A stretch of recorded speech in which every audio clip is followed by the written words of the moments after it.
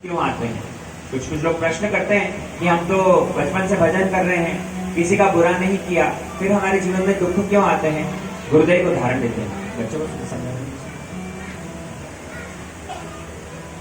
गुरुदेव को उदाहरण देते हैं। आपने देखा होगा पहले के समय बड़े बड़े कंटेनर होते थे, बड़े बड़े ड्रम या मिट्टी के ऐसे बना देते थे जिसके अंदर धान रखा जाता था, गेहूं चावल इत्यादि रखते थे। ऊपर से डालना था और नीचे से छोटा सा छेद होता था, वहां से निकालते थे। देखे हो आजकल तो ड्रम भी ऐसे आते हैं, है ना? तो ऊपर से आप डालोगे और नीचे से धान जितना जरूरत है उतना निकालोगे।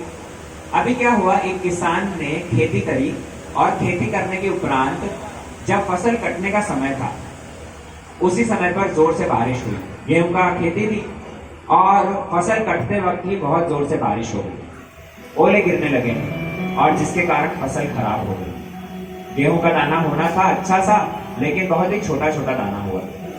तो उस व्यक्ति ने, घर की खेती है क्या करेगा, धान लेकर के आया, गेहूं लेकर के आया और उसमें डाल दिया। जितनी जरूरत होती थी उस हिसाब से नीचे से निकालता था। ऐसा चलते चलते साल भर हो गया, पुराना गेहूं खत्म नहीं हुआ, लेकिन नई खेती भी रेडी हो गई। और इस बार जब खेती हुई है, बहुत बढ़िया गेहूं हुआ। समय पर बारिश थी, समय पर धूप थी, बहुत अच्छी फसल हुई। और इस बार गेहूं का बड़ा मोटा मोटा दाना हुआ, बढ़िया सा। उसने वो फसल भी घर में लेकर आया और उसी में ही डाल दिया।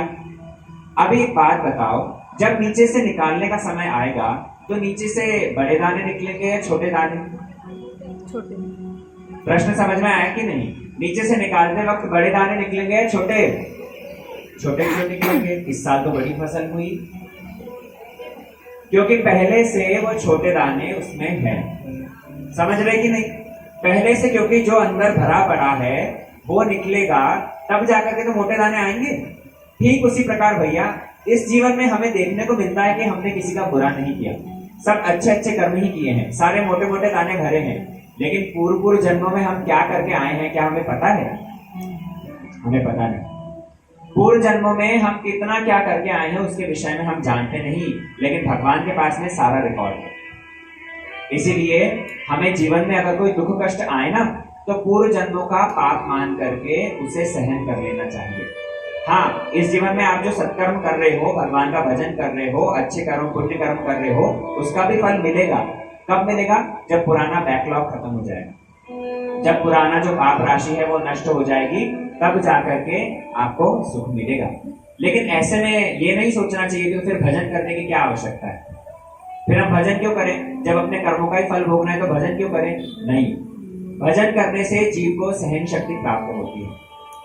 दुख के समय में जो हम विचलित हो जाते हैं, अगर भगवान पर विश्वास है, अगर भगवान का नाम जाप करते हो, अगर भगवान का भजन करते हो, तो ऐसे में हम अस्थिर नहीं होंगे।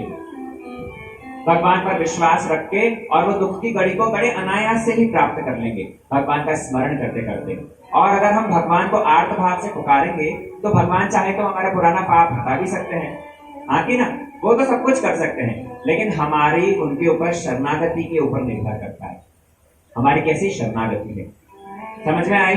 इसलिए कभी भी जीवन में कुछ भी विपत्ति आए, डरना नहीं चाहिए, विचलित नहीं होना चाहिए। भगवान का भजन करते करते, भगवान नाम जाप करते करते निकालना चाहिए। सभी पर दोनों हाथ उठा करके कहो, हरे कृष्णा कृष्णा कृष्णा हरे हरे, हरे राम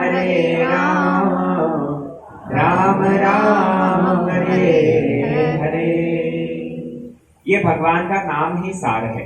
दुख और सुख ये एक ही सिक्के के मानो दोनों पहलू हैं और ये चलता रहेगा, लेकिन भगवत भजन जैसे हमारा कभी ना छूटे। ब्रह्मा जी ने बहुत स्तुति